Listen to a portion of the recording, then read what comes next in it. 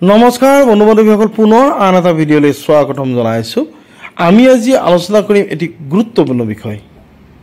এই গুৰুত্বপূৰ্ণ বিষয়টো হ'ল যে মে মাহত এটা নহয়, দুটা নহয়, তিনিটা নহয়, 6টাকৈ গ্ৰহ সঞ্চাৰিত হৈছে। আৰু এই মে মাহত সঞ্চাৰিত হ'বলগীয়া গ্ৰহবিলাকে এটা ৰাশিৰ পৰা আন এটা ৰাশিলৈ যাব। আৰু এই এটা ৰাশিৰ পৰা আন এটা ৰাশিলৈ বিভিন্ন সময়ৰ অন্তৰত সঞ্চাৰিত হোৱাৰ বাবে কিছু কিছু ক্ষেত্ৰত শুভ, কিছু কিছু ক্ষেত্ৰত অশুভ প্ৰতিক্ৰিয়া লাভ কৰিব। আৰু বৈদিক জ্যোতিষ মতে মে মাহত 6টাকৈ গ্ৰহৰ সাল বদল ঘটিব বা সঞ্চাৰিত হ'ব। মে মাহত ৰবি, বুধ, বৃহস্পতি, ৰাহু, কেতু আৰু শুক্ৰৰ ৰাশি পৰিৱৰ্তন হ'ব। আৰু এই 6টা ৰাশিৰ পৰিৱৰ্তনে বিভিন্ন জাতক জাতিকালৈ বিশেষ বিশেষ সুখবৰ লৈ আহিছে। অশুভ খবৰ নিশ্চয় থাকিব। ৰাহু কেতু সঞ্চাৰৰ ফলত বা বুধ বৃহস্পতি সঞ্চাৰৰ ফলত কোনোবা নহয় কোনোবা ৰাশিৰ কাৰণে অশুভ নিশ্চয় হ'ব। তাৰ লগে লগে কোনোবা নহয় কোনোবা ৰাশিৰ নিশ্চয় শুভ ফলপ্ৰদায়ক হ'ব। সেয়েহে আমি আজি আলোচনা কৰিম যে কোন কোন তাৰিখত কি কি ৰাশি সঞ্চাৰ হ'ব, কি কি ৰাশিত কি কি গ্ৰহ সঞ্চাৰ হ'ব, আৰু এই সঞ্চাৰৰ ফলত কোন কোন ৰাশি কেনেধৰণে উপকৃত হ'ব, এই ধৰণৰ বিষয় এটা লৈ আহিছোঁ। প্ৰিয় বন্ধু বান্ধৱীসকল, যদি ভিডিঅ'টো ভাল লাগে এটা লাইক কৰিবলৈ নাপাহৰিব। আৰু যদি মোৰ চেনেলটিৰ আপুনি নতুন নৱাগত তেনেহ'লে প্লিজ আপোনালোকে চেনেলটো ছাবস্ক্ৰাইব কৰিব আৰু মোৰ ভিডিঅ'সমূহ আপোনাৰ বন্ধুবৰ্গলৈ লৈ যোৱাত সহায় কৰিব। আহক ভিডিঅ'টো ভিতৰলৈ যাওঁ। যে অহা 14 মে তাৰিখে, বিশেষকৈ অহা 14 মে তাৰিখে বৃষ ৰাশিৰ পৰা বৃহস্পতি মিথুন ৰাশিলৈ সঞ্চাৰিত হ'ব। অহা মে মাহৰ 6 তাৰিখে বুধ গ্ৰহ মেষ ৰাশিত প্ৰৱেশ কৰিব। ঠিক একেদৰে 12 বছৰৰ মূৰত বৃহস্পতি গ্ৰহ মে মাহৰ 6 তাৰিখে মিথুন ৰাশিত প্ৰৱেশ কৰাৰ লগে লগে 18 মে তাৰিখে ৰাহু আৰু কেতুৰ ৰাশি পৰিৱৰ্তন হ'ব। আৰু একেবাৰে মে মাহৰ শেষৰ দিনা 31 মেৰ দিনাখন শুক্ৰ গ্ৰহ মেষ ৰাশিত প্ৰত্যাৱৰ্তন কৰিব বা মেষ ৰাশিত সঞ্চাৰিত হ'ব। আৰু এই সময় অত্যন্ত গুৰুত্বপূৰ্ণ সময় বুলি বিবেচিত হৈছে। ই এক মহাজাগতিক পৰিঘটনা বুলি বিবেচিত হৈছে, কিয়নো এটা মাহৰ ভিতৰতে 6টা গ্ৰহ ৰাশি পৰিৱৰ্তন কৰাৰ নজিৰ খুব কম পোৱা যায়। কিয়নো এই এটা 30 দিনীয়া মাহটোত বিশেষকৈ ৰাহু কেতু সঞ্চাৰিত হৈছে। আৰু এই সঞ্চাৰৰ জৰিয়তে বিশেষ বিশেষ 3টা ৰাশিৰ ক্ষেত্ৰত শুভ ফলপ্ৰদায়ক হৈছে।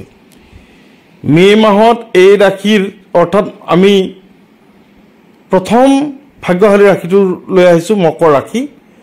আৰু মকৰ ৰাশিৰ বাবে মে মাহটো খুবেই সুন্দৰ আৰু খুবেই সুযোগৰ মাহ বুলি ক'ব লাগিব। এই সময়ত ৰাহু গ্ৰহৰ প্ৰভাৱত আকস্মিকভাৱে মকৰ ৰাশিৰ জাতক জাতিকাসকলে ধন লাভ কৰিব। এই সময়খিনিত মকৰ ৰাশিৰ জাতক জাতিকাসকলে বিশেষকৈ দৈনিক আয় বৃদ্ধি পাব। তেওঁলোক কৰ্মমুখী হ'ব। তেওঁলোক এদিনো কৰ্ম নোহোৱাকৈ থাকিব নোৱাৰিব। বা এই সময়খিনিত বিশেষকৈ চাকৰিজীৱীসকলৰ ক্ষেত্ৰত, চাকৰিয়ালসকলৰ ক্ষেত্ৰত প্ৰমোচন, পদোন্নতি, স্থান বদলীকৰণ, নিজৰ ইপ্সিত স্থানত কৰ্ম কৰাৰ সুযোগ লাভ কৰিব। বিশেষকৈ কৰ্মক্ষেত্ৰত অত্যন্ত সুন্দৰ। এই সময়খিনিত তেওঁলোকে সতি সন্তানৰ শুভ খবৰ, ভাল খবৰে তেওঁলোকক আনন্দিত কৰি ৰাখিব। মকৰ ৰাশিৰ জাতক জাতিকাসকল, বিশেষকৈ যিসকল শিক্ষাৰ্থী, সেই শিক্ষাৰ্থীসকলে লাভ কৰিব এটা নতুন জীৱন। বুধ আৰু বৃহস্পতি, বিশেষকৈ বুধ গ্ৰহ বিদ্যাৰ বাহক বুলি কোৱা হৈছে, আৰু বৃহস্পতি সুখ সম্ভোগ, চাকৰি বাকৰি, ধন, যান বাহন ইত্যাদিৰ অধিকাৰী। গতিকে এই সময়খিনিত মকৰ ৰাশিৰ জাতক জাতিকাসকলে অত্যাধিক ধনৱন্ত হ'ব, যান বাহনৰ অধিকাৰী হ'ব, চাকৰি বাকৰি লাভ কৰিব। আৰু মকৰ ৰাশিৰ জাতক জাতিকাসকল যিসকল বিদ্যাৰ্থী, সেই বিদ্যাৰ্থীসকলে নতুন বিষয়, নতুন কৌশল আয়ত্ত কৰিব। মকৰ ৰাশিৰ ব্যৱসায়ীসকলৰ কাৰণে অত্যন্ত সুন্দৰ।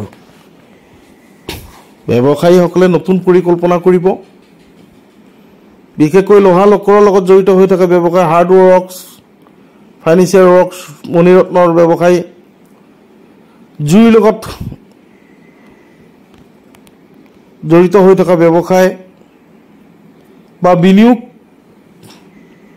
বিনিয়োগকাৰীসকলৰ লাভান্বিত হ'ব। গতিকে আমি দ্বিতীয় ভাগ্যশালী ৰাশিটোলৈ আহিছোঁ। দ্বিতীয় ভাগ্যশালী ৰাশি হৈছে তুলা ৰাশি। তুলা ৰাশিৰ এই সময়খিনিৰ কাৰণে অত্যন্ত সুন্দৰ। মে' মাহত তেওঁলোকৰ শুক্ৰ উচ্চস্থ হৈ থাকিব, যাৰ কাৰণে টকা পইচা ক্ষেত্ৰখন অত্যন্ত সুন্দৰ। নভবাকৈয়ে তেওঁলোকে টকা পইচা লাভ কৰিব, নভবাকৈয়ে ধন উপাৰ্জন হ'ব। ঠিক তেনে চাকৰিয়ালসকলৰ পদোন্নতিৰ যুগ, দেশ বিদেশ যাত্ৰা কৰাৰ সুবিধা পাব। তুলা ৰাশিৰ জাতক জাতিকাসকলে বিশেষকৈ তেওঁলোকৰ ছেল্ফ কনফিডেন্স বাঢ়িব, আত্মবিশ্বাস বাঢ়িব।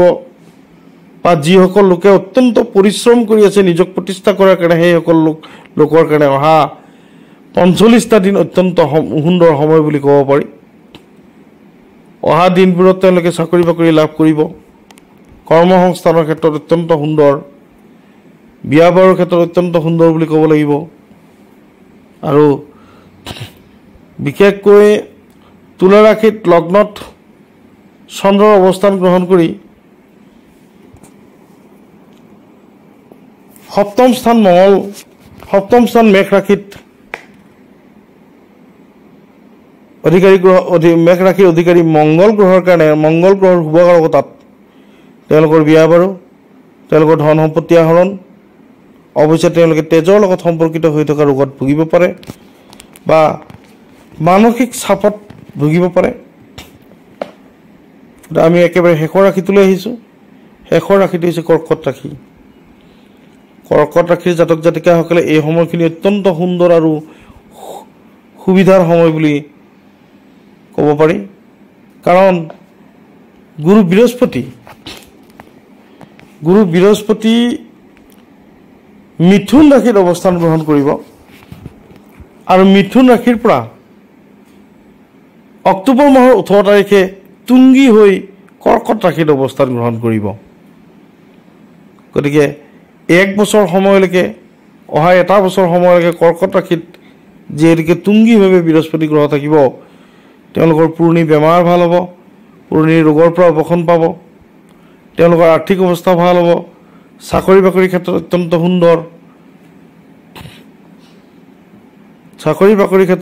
সুন্দৰ, বিশেষকৈ নতুন যোগাযোগ, নতুন মাধ্যমে তেওঁলোকৰ আয় বৃদ্ধি কৰিব। এই সময়খিনিত কৰ্কট ৰাশিৰ জাতক জাতিকাসকলৰ মনস্কামনা পূৰ্ণ হ'ব,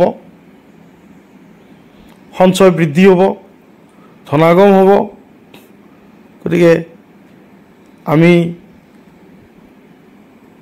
এই ক্ষেত্ৰত কৰ্কট ৰাশিৰ জাতক জাতিকাসকলৰ অৰ্থ সঞ্চয়ৰ ক্ষেত্ৰত যথেষ্ট প্ৰতিক্ৰিয়া লাভ কৰিব। প্ৰেম প্ৰণয়ৰ ক্ষেত্ৰত অত্যন্ত সুন্দৰ। অহা মে' মাহৰ ৫ তাৰিখৰ পিছত প্ৰেম প্ৰণয়ৰ ক্ষেত্ৰত অত্যন্ত সুন্দৰ বুলি ক'ব পাৰি। কৰ্কট ৰাশিৰ ক্ষেত্ৰত ব্যৱসায়ীসকলৰ কাৰণে অত্যন্ত সুন্দৰ। নতুন ব্যৱসায়, নতুন পৰিকল্পনা ইত্যাদি কৰ্কট ৰাশিৰ জাতক জাতিকাসকলৰ ক্ষেত্ৰত মনলৈ আহিব। যাৰ হওক বন্ধু বান্ধৱীসকল, আমি আগন্তুক